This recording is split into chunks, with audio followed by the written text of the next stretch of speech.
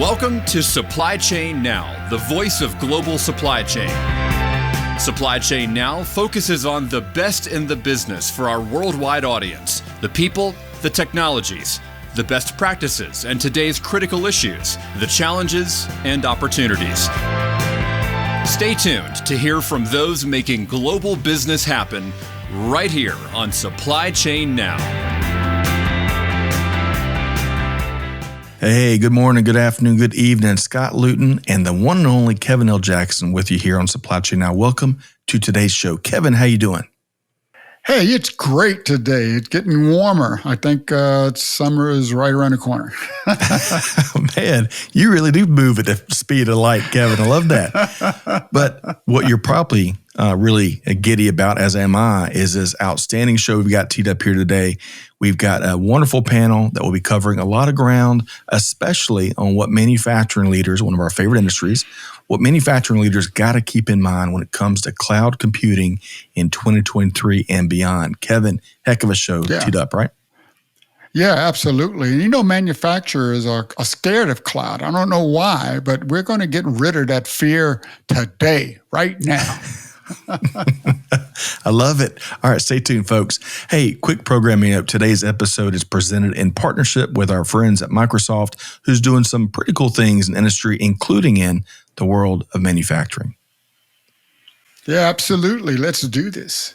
So we've got a home run lineup here today. I want to first introduce Howard Lowe, Vice President for Sales and Marketing at DataON, an industry-leading provider of hybrid cloud solutions for Microsoft Azure Stack, HCI, with cloud-based Azure services. So Howard brings over 20 years of tech leadership to the table and is based in Orange County, California. Howard, how you doing?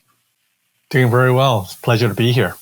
You bet. Welcome. And we love your swag, Howard. We're going to have to get hooked up after the fact today. Everybody gets Excellent. one. Okay, we're holding that to you. I got a slot in my closet you to on that. For that. All right, so joining Howard, we've got Todd Jensen, Field Sales Manager for Intel, the industry leader that is creating world-changing technology that enables global progress on a variety of fronts. So based in Washington State, Todd's been in the tech industry since 1996, with the last 7 years at Intel being focused on partnering with Microsoft to grow their joint business with Azure's Edge customers and channels. Todd, how you doing? I'm well. How are you? Doing wonderful. Great to see you here. Really enjoyed our pre-show conversations. And joining Howard and Todd, we've got Christina Cardoza, Editorial Director with insight.tech, a global publication that features a wide variety of companies across the Intel Partner Alliance. Now, since receiving her bachelor's in journalism from Stony Brook University in 2012, Christina has spent her entire career focused on covering the technology space. So, Christina, great to have you here. Yeah, great to be here. Excited to dig deeper into this conversation today. We are too. So, yeah. Kevin, we had to work through the agents of these home run panelists here today, right? To get them booked, huh? Absolutely. But you know, I actually have worked with DataON specifically because they're part of the Intel marketplace, and they are highlighted for their use of the hyper-converged infrastructure. And I actually had the opportunity to create some content and publish it with insight.tech. So I feel like I'm at home here. Okay. So you're like second cousins or something, right? HCI. Love it. Well, let's get started with our panel in earnest here. Great to have you all. We'll start by level setting a bit here. So, Howard, I want to start with you. So, when you survey global industry, especially the manufacturing space right now, what's one trend or challenge that you're tracking more than others? Yeah, Scott, that's a really good question. To start off with, thank you for the opportunity. It's great to be here today. Kevin's industry leader. Just a little background, DataON has been a long-standing partner with Microsoft and Intel specifically, and we pride ourselves on being the forefront of hybrid cloud computing. I speak to customer all day, every morning, every day, and I think one of the key trends I've been seeing talking to manufacturing customer is the concept of modernized IT and really the concept of hybrid cloud. Those are two key topics that stands out more and more as I talk to industry leaders within the manufacturing, how they continue to innovate to make sure they could look at technology and how they could modernize their processes with the more advanced computing powers. How do they modernize their overall infrastructure with the ability to leverage the benefit of cloud or hybrid cloud infrastructure? To me, those are two key trends I've been seeing more and more as I have this conversation with manufacturing leaders. That's a great start, Howard. I appreciate you sharing. Kevin, I bet you're seeing a lot of what Howard is describing out there, Yeah, one of the things, though, specifically in the manufacturing industry, is they have a love for their on-premise infrastructure. So the whole concept of having IT in the cloud is kind of scary for them. Howard, do you see that? I do see that, and I think this is why when we talk to customer, especially manufacturing, we always emphasize the concept of having a journey. It's a journey to the hybrid cloud. It is not a one-step solve all the issue discussion. Like you say, many people are not used to putting all their workload in the cloud. There will be security discussion, data sovereignty discussion, performance discussion. So when we have a conversation, it's all about which part of the journey would you like to have that conversation and how DataON, Microsoft, and Intel could really help you start that journey. And really, every part of the journey requires different facets of technology.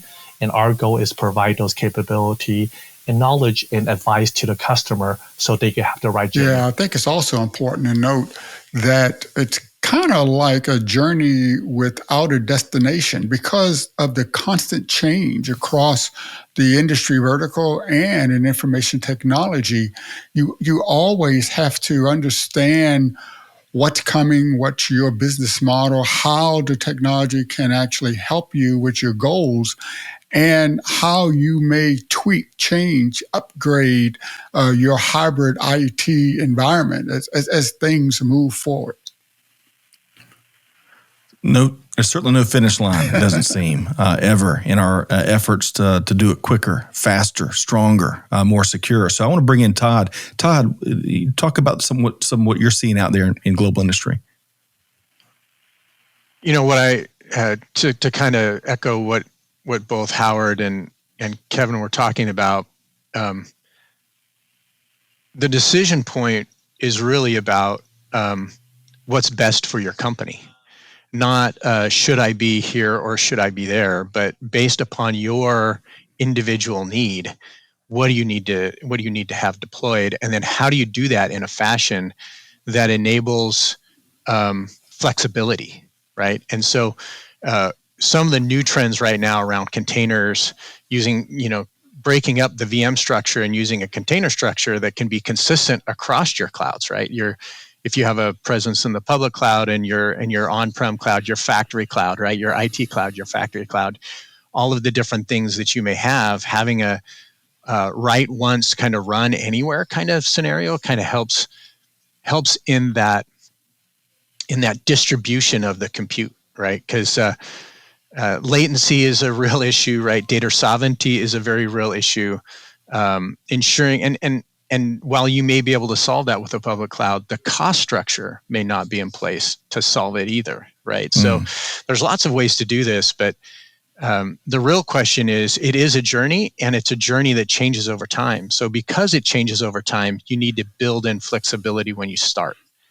And building that flexibility is around management. And what I see more and more is the containerization of the work. Right. Yep. So of the applications, the IP, the other things, getting it into a container structure that lets it be fairly, I'll call it slippery. It's probably not the right term, but it lets it slide right across. Right. It can run on your premises. It can run on a DataON thing. It can run in an Azure thing or an AWS thing or whoever's thing. Right. Like that's where you need that flexibility. Todd, let's go with your term. I think slippery is a very accurate observation, right? When it's red. Highly technical. I love it. Hey, Kevin, before I get you to weigh in on what Todd's sharing, let me bring in Christina as well and get some just opening comments here on what we're seeing out in the industry. Christina, what are you seeing?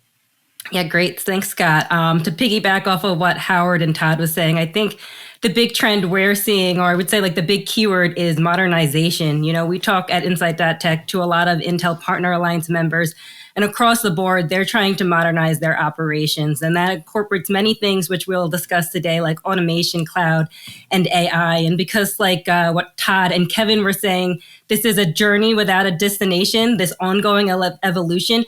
It makes it a trend, but also a challenge, because there's many different ways to go about it. There's many new ways to go about it every day. And while manufacturers know the importance of Industry 4.0, I don't think it's always clear how they can get there. So, it's a struggle on how to leverage all this data. But while it is a broad trend, I think the biggest takeaway is that they're all just trying to modernize and compete in this ongoing digital transformation world. Well said, Christina. The struggle is real for sure. So, Kevin, cherry picking there, we heard from Howard about Howard and Christina really about leveling up, and Howard made a great comment about we're not trying to microwave do anything overnight, no magic wands. It's a deliberate journey. Of course, Todd spoke about containerization and how slippery some of this change and some of this digital transformation can be, and of course that modernization. Yeah. Everybody's looking to compete stronger and safer and deliver more for customers alike and win new business. Kevin, what'd you hear amongst our panel here? Well, one of the things is kind of interesting because in cloud computing is all about not really focusing on the technology, right? The technology is supposed to be obscured from the user. You're looking at technology services, but the technology is key to being able to be seamless across your public cloud, your private cloud, and maybe in multiple public clouds that you may need to work across. And Todd was talking about containers, because containers is now the way that you can take a consistent build across multiple clouds, your private cloud and your public cloud. And I think that's really critical to protecting the data. And that's something I know Howard was talking about, the fear of losing your data or data protection.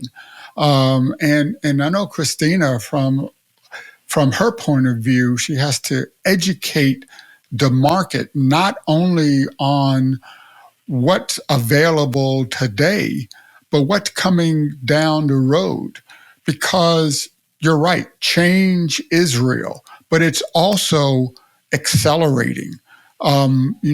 Before, people would kind of be scared of the new thing, and they would say, let me wait a few years before I adopt that new version. But nowadays, if you wait 3 or 4 months, your clients, your customers would leave because they expect you to be right on the leading edge. So, this is a new world, and manufacturers really need to understand that change is real, it's continuous, and it's accelerating. That's right. And there's certainly, as you point out, and rightfully so, Kevin, there are big costs to being slow to embrace new technology that can change a game for your teammates, your colleagues, the team, but also the market and your customers. So we're going to get into the center part of our conversation, folks. As y'all can tell, we've got an outstanding panel. We're going to move into the heart of the matter here, and I'm going to start with Todd here. So Todd, you already kind of really the whole panel here touched on this a little bit, but I want to dive a little deeper. What must manufacturing leaders keep in mind this year in 2023 and beyond when it comes to leveraging the power of cloud computing? One of the main things they need to do is they need to think about the end thereafter, and not only am I solving my immediate production need, right? But how do I build AI, security, all of these other things that are kind of coming? How do they build that into their approach and their platform? Because the choices you make at the beginning, if you're just starting, the choices you make at the beginning are really important, right? And so you want to make sure that as you make those choices, you know the end state you're trying to get to, right? So if you're doing a big AI kind of push, you're going to have a bunch of VR stuff. What is the infrastructure? What is the management pieces, management capability? If you're going to have, as a result, right? Like if you were going to do a bunch of, so if you're going to do a bunch of visual inferencing, as an example, right? You're going to have a bunch of visual inferencing that's going to be working, and how do you manage all of those devices, right? How do you keep all those devices up to date? What is the compute that happens on each one of those devices versus centrally? How do you want to structure that? And how smart do you want to have each individual piece of the compute chain? Because all of that has cost implications. It also has throughput implications. How quickly do you need to make decisions? So it's more than just, I want to just enable like a visual inference thing, visual quality check of my products. How quickly do you need to have that done? How does that play into your manufacturing processes in your manufacturing line? So as you work through this, you really have to think almost like you're designing a product, right? Like when you're a manufacturer and you design a product, you think about all the different ways in which that product's going to be used and how it's going to break and how you're going to manage it, over time.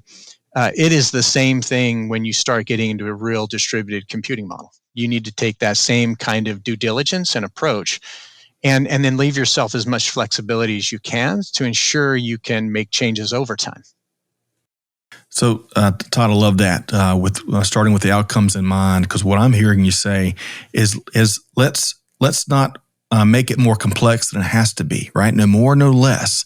Let's build it based on what we're after. Is that right, Todd? You build it off of where you want to be, and then as much as you can build in flexibility, because as mentioned, you don't always know. The technology is going to change over time, right? So there's two ways you can approach it. You can either try to future-proof yourself, or you do spot builds and you try to minimize your cost on your spot build, right? And then you just look to replace that over time. Depending on your business, you may choose different approaches, right? Like, am I going to go a minimum cost, quickest deployment, but I'm after a very targeted activity that if you're going to have that activity, that business process that's going to be unchanged for a good amount of time, that's a good approach to go, right? But if you things are going to change in your factory line or something else, then you may want to build in a little bit more flexibility, because it's not cheap to swap out hardware every 5 years, right? 4 or 5 years. That's not going to make CFOs happy. Kevin, I will get you to weigh in on what we heard here from Todd. Yeah, one of the things you really understand as a manufacturer is that you have to think about manufacturing for a marketplace of one, because it's really all about customization, right? Every customer wants what they want. And this requires a lot of visibility, not only visibility with what the end client and customer wants, but the data that is needed to reflect those desires and needs. And as well, this is a supply chain now show, we have to have visibility into the supply chain so that you can know what components are needed, when they are needed, so that you can meet the customer's expectation. And this is critical in manufacturing. Well said, Kevin, because visibility in supply chain, as you mentioned, it's not a nice to have anymore as it was years ago. You got to have it. It's a must have. It's table stakes. Christina, I want to bring you in here. We're thinking about what manufacturing leaders got to keep in mind when it comes to cloud computing here this year and next, and beyond. What comes to your mind? Yeah, absolutely. So we've heard a couple of different buzzwords: hybrid cloud, private cloud, public cloud. But when I talk to organizations, I think there's a misconception that it's all or nothing. They think that they have to go all cloud or, be all prem, but there are many different approaches that they can take. And that doesn't mean moving to cloud means everything has to move off of premise. So I would agree with what Todd said. Manufacturers should look at their outcomes, operations, and solutions, and then figure out what their approach should be from there. While the cloud will give them the freedom and flexibility they need, on-premise will give them the control of their data and hardware and platforms. So, a hybrid cloud approach can be very valuable because it's going to take some burden off the IT staff by moving things to the cloud, but then it's going to give them the ability to keep more mission critical applications on-prem so that everything remains reliable, up and running. And then the last thing I'll just add is that, there is also an edge component to this. I see a lot of organizations utilizing a cloud edge approach, moving the data closer to the source so they can gain real-time insights into their operations visibility, and that allows them to improve operations. And then they use the cloud to dig deeper and make predictions based on what they're seeing. Love that. And Kevin, I want to get you to weigh in on what we heard there. I want to bring Howard in really quick. Christina, a lot of good stuff. You and Todd and Kevin. Howard, what do manufacturing leaders got to keep in mind when it comes to leveraging the power of cloud computing this year and beyond? Yeah, a lot come to mind. I think what Todd said and Christina and Kevin say all applies. But in the real world today, I think the manufacturing leader really need to embrace the technology aspect of what's available and understand the roadmap. The great news is there is a hybrid cloud platform today that allows you to do everything you want. And let me emphasize on that, and not to plug anything for what Intel or Microsoft does, but that's kind of our world that I live in on a daily basis. A hybrid cloud means that you could build a on-premises hardware infrastructure that sits in your data center that achieve what Kevin says. You own your data, right? You have the scary thing about not putting your data in the cloud, right? You own your data. By the same time, taking cloud services and run it on premises at your will. That is the concept of Azure Stack HCI. It's a hyper-converged infrastructure that sits in your data center, that runs your traditional workload, storage, compute, AI on the edge. By the same time, you could go to Azure and says, I want this Kubernetes service container and bring it on-premise and run it here in my data center, and all I do is orchestrate. I want to take the virtual desktop workload and put it down here. I want to manage SQL from the cloud and put it down here. You still own your data. You control the data sovereignty, privacy, security, but you're taking the power of cloud and doing orchestration. That is hybrid cloud. That is the journey of where you decide how much you want to run on premises, how much you want to take advantage of cloud. That is true hybrid cloud. That's one piece of it. The second piece of it, I think was very important, I think alluded by even Kevin or Christina, is, hey, there are multiple clouds out there. You don't have to pick one. I'm not an advocate saying whether or not it's Microsoft, AWS, or Google. They're all great, in my opinion. However, the ability to manage multi-cloud is also a critical piece. That's what Microsoft Arc is about. Ability to have a single plane and management plane in the cloud and manage all your workload, either on-prem, Azure Stack HCI, AWS workload, Google workload, everything as a service. Now you can manage everything as a single pane of glass, as a multi-cloud management platform. These technology power are available today. With the help of Intel and Microsoft, DataON's been engaging with manufacturing customers who has hundreds of sites with edge computing, with the cloud central data center, but they're taking advantage of this hybrid cloud platform and really get on this hybrid cloud journey. And to me, this is the key of what this cloud, hybrid cloud on-prem really come about. It's ability to understand where you're at and taking advantage of technology today. Howard, I love that. And Kevin, I'm coming to you. I think that Howard's passion alone could power a manufacturing plant. Did y'all hear that come through? Oh, yeah. I love that. That speaks to me. Absolutely. So Kevin, and get you to weigh in on what you heard, what Todd, Christina, and Howard all kind of shared in terms of what leaders have to keep in mind. And then let's get your take as well. Yeah, so I think the big takeaway here is that hybrid means multiple options, and there's a need to have visibility in those options and to control those options in real time that align with your business model or your business process. And no one option will support all of your business processes. Every business process may have a different structure, 20% cloud, 80% on-prem, 50% cloud, 50% on-prem. And that actually may change from day to day or product to product. So the decision makers need to have tools like Arc, for instance, that will enable you to look at what services are available, the cost of those services from the different sources, because that cost will affect your end price, right? The availability of those different services so that you can pick, choose, select, deselect at will. But the other, I think, even more important aspect of this, and this is really at the manufacturers, these is what the CIOs need to understand, is you have to have the governance that's designed around a hybrid IT or a hybrid cloud model, right? You need to be able, your workers, your middle management need to understand the trades between doing something on premise and doing something in the cloud, and have guidance on how to pick and choose. And this is not just a technology thing. It is a finance thing.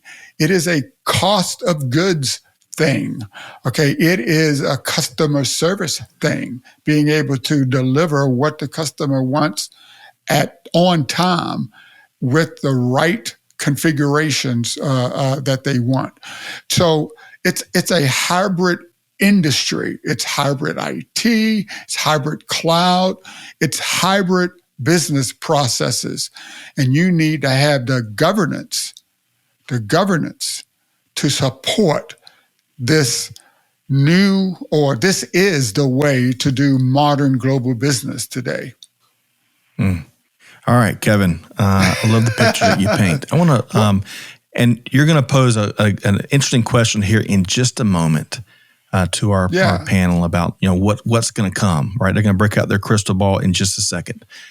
All right, so before we get into this next question, I can't wait to see what y'all have to say about if your crystal balls are working. Like mine's been broke for at least six or 7 years. It feels like now. But Christina, respond to what we heard there. We just finished a segment where all of us were talking about what manufacturing leaders got to keep in mind. Your quick follow-up commentary there.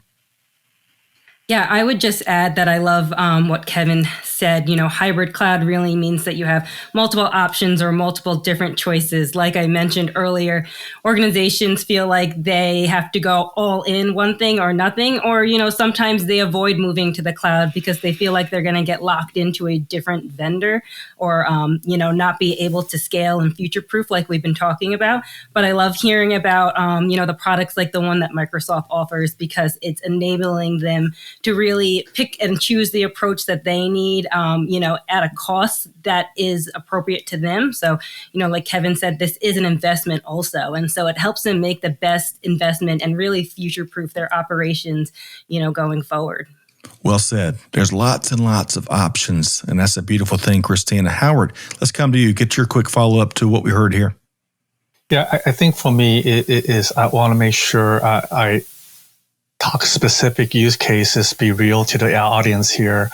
When we talk about hybrid cloud, and I'll use a very specific use cases for many manufacturing company that we talk to, they have AI intelligence at the edge, ability to have an infrastructure at the edge in many sites. The ability to collect these data is critical, so they have these processes at the edge. Now that's on-prem, right?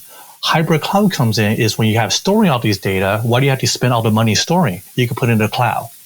Now you can see very easily how an on-prem and cloud connects together, where you have AI at the edge, where you have GPU from Intel at the edge, and then you have the cloud capability from Microsoft. You could collect all the data, analyze in the cloud, and really bring it all together. That is a very specific manufacturing use case that all our manufacturer uses today as a hybrid cloud model to take advantage of on-prem and cloud in a hybrid cloud environment. Love that. You get your cake and eat it too in many ways by leveraging different components of the solution. Well said there, Howard. Todd, as we round out this segment here, what'd you hear? What's your final comment? If you're in IT or OT, you have to get educated, right? Like, you cannot just have a sales guy come in and say, well, this is what you should be doing, because this is going to be there's so much in the choice that you need to make, that you really need to get educated around what the technologies and then how you want to best use those technologies, because the choice is so high, or you have so many choices. Therefore, you need to get real specific and get real targeted, right, around the things that you care about, and also the cost structures and the infrastructure you existing have, plus what you're gonna add on to, and you need to not think about it in terms of things that are in my data center versus things that run in the factory. In reality, it's all going to be the same in the future. There is no difference between IT and OT. And that management capabilities of like Arc and other cloud vendors that have management capabilities are going to make that happen. That in containers are going to make it happen. So there's no difference between IT and OT in the future. So just embrace all those business partners. If you're an IT guy, if you're an OT guy, start leveraging your IT guys. You can't be on separate pages. I love that. You got to educate yourself where you started, and knowledge and bandwidth is certainly power. Okay, so Kevin, I want to toss over to you. Todd gave us a natural segue because he was kind of talking about future looking. Where are we going next with our esteemed panel? Well, first of all, the future is now. We've been talking about the future in the 2020s, forever, and we're there. It'd be 10 years before you would renew your IT, but now an IT is updated, every month. I mean, your smartphone, you put it down when you go to sleep, and the next day it's a new smartphone with all new capabilities. So what do we in the manufacturing industry need to think about or expect in the next 2 or 3 years? So I'd really like to get a fearless, bold prediction from our panel on that. So maybe Christina. Yeah, absolutely. It's hard to pick just one or even to predict because, like you said, it's constantly evolving and changing every day. So I don't know if this is a bold and fearless one. It is a little bit of a safe and stable prediction that I have over the next couple of years. But I'm going to say, the importance of 5G and private 5G in the manufacturing industry over the next couple of years. We've heard about 5G in the consumer space, but I think it's still fairly new in the manufacturing space because, we've had to ensure that the products work. Imagine if a 5G device stops working, it can take down the entire operation, and that could be really bad for manufacturers. So, I think over the next couple of years, this move to 5G, it's going to become more stable. We're going to see more manufacturers leveraging the technology for just speed and latency to power things like the modernized operations we've been talking about, autonomous robots, autonomous vehicles, improving worker safety. Now, how does this fit into this cloud conversation that we've been having? I think it's just going to help manufacturers become more effective as they move to the cloud and as they work to modernize their operations. It's going to help them run more smoothly, improve security, enable that edge computing piece that I was talking about earlier, and really streamline that the operations. And then the last thing I'll just mention before we let the other panelists go, is just I hear a lot of organizations already looking towards 6G or talking towards 6G, and it can be really exciting to sort of jump on the shiniest object in the room. But I would say slow down. We are still years away before 6G becomes a reality for manufacturers. The value is going to be in 5G. And so, that's where I would put my focus over the next couple of years when talking to manufacturers. Yeah, I really like your viewpoint on that. I always look at 5G as the data center, compute and storage, leaving the data center and going out over the network to the edge. So that's why I'm really interested in what Todd has to say, what's going to happen in the next 2 or 3 years, because, Intel is really about that technology in the data center. So what's bold? What do you see coming? Yeah, if I want to be real bold, I'd turn around and say in the next 3 to 5 years, security on-premise is in the cloud is going to be just as good as on-premise. And so, some of the government regulatory things that are kind of outside of the technology industry's control have a way on what you do. The other is AI will be, in 3 to 5 years, AI will be mainstream. And if you haven't already embraced, you're late. If you have embraced it, you're already late. Wow, that's a bold statement. So Howard, as you are talking to your customers and you're trying to help them understand the journey, I would imagine you have a near term, a midterm, and a long term for that journey. But, could you sort of give us an idea of what's the scale of your short term? Is it 2 months? It's not 2 years anymore. And when you look at this journey, what is into 2 to 3 years for your clients? Yeah, it shouldn't be surprised on my prediction. My prediction is hybrid cloud's here to stay. Hybrid cloud is that bridge between on-premise and the cloud, and for you to decide what part of the journey you want to be. I think embracing all the technology and a prediction from Todd and Christina, you have to have an infrastructure that you can really build around these technology, and hybrid cloud allows you to do that. You can bring security from the cloud to hybrid cloud. You can build governance in hybrid cloud. You can have all your workload on-prem and move it around in the cloud. So we believe hybrid cloud is here to stay. And if you are a customer and you haven't really stepped on this journey, definitely do look into it, understanding what that looks like, and understanding how you could get your organization to take advantage of this technology and this movement of hybrid cloud.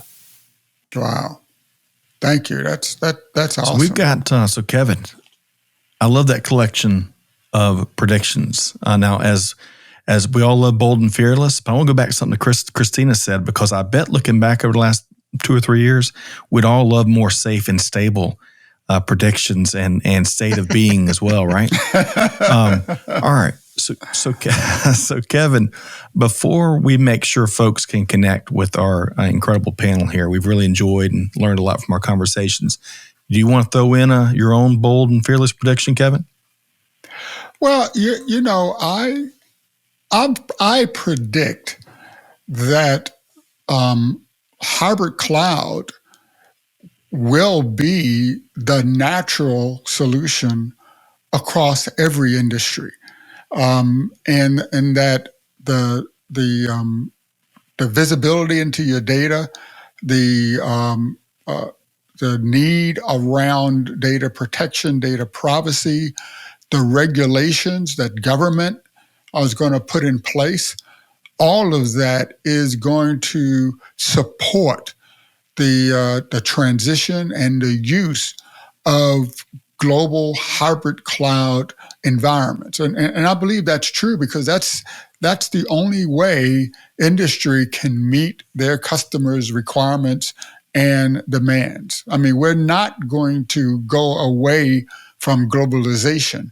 It's not going away. We're going to and manufacturers are going to be in the thick of that.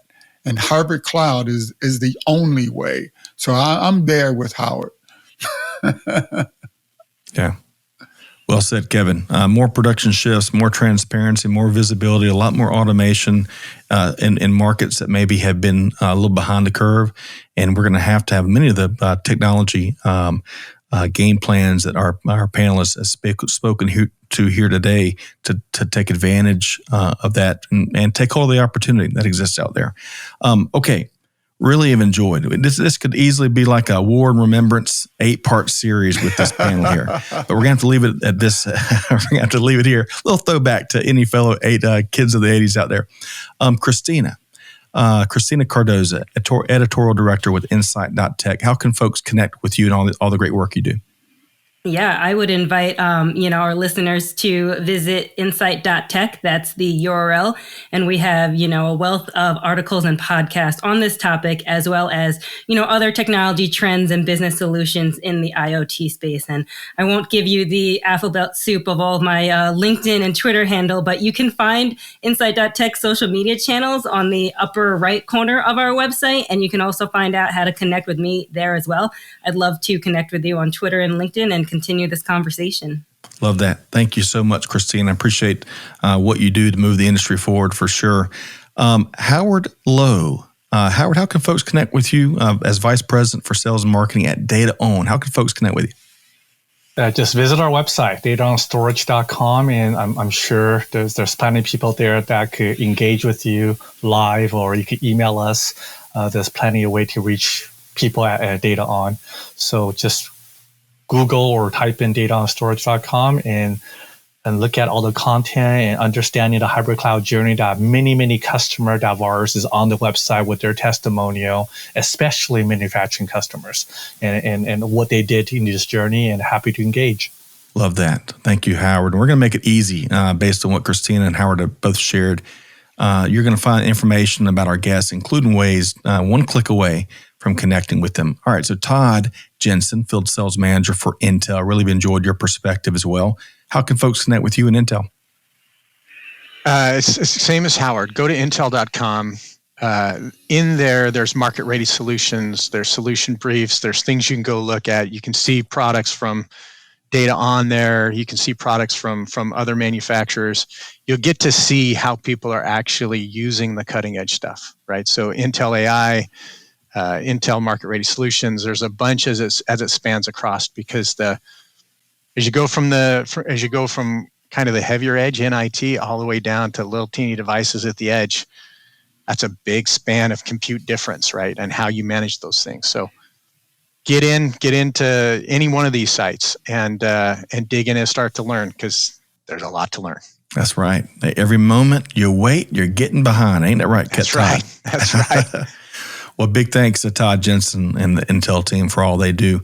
All right, before we go here, of course, Kevin, big thanks to our collaborative partners over at Microsoft for helping to make today's show happen. Kevin, how can folks connect with you and learn more about digital transformers? Well, you can connect with me through my many articles on insight.tech. Okay, I say for the past few years, I've really enjoyed learning a lot about the Intel market-ready marketplace and all the technologies, including DataON and others.